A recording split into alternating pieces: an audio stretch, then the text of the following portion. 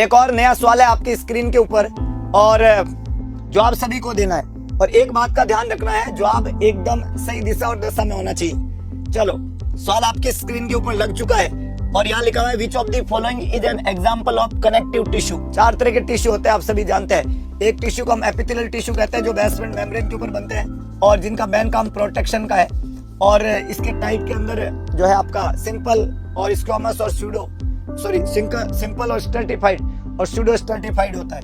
और सेल की शक्ल के आधार पे स्क्वामस, क्यूबॉइडल, कोलुमिनार इस तरह के भी होते हैं। ये एपिथेलियम है। दूसरा हो गया कनेक्टिव टिश्यू, कनेक्ट करता है ह्यूमन बॉडी को, ब्लड, बोन वगैरह ये सब इसके एग्जांपल है।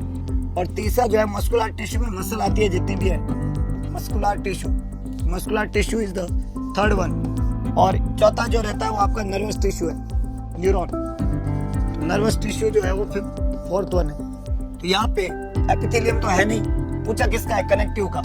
और जब हमें कनेक्टिव का पूछा है तो बच्चों muscle is not a connective tissue, it is a muscular tissue. Bone is a connective tissue, ये ठीक है।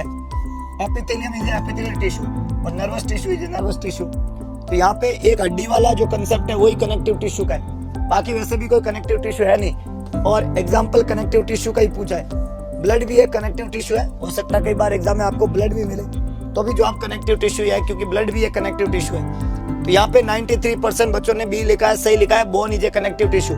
लेकिन 5-6% बच्चों ने एपिथेलियम लिखा है। एपिथेलियम कनेक्टिव टिश्यू कैसे हो सकता है?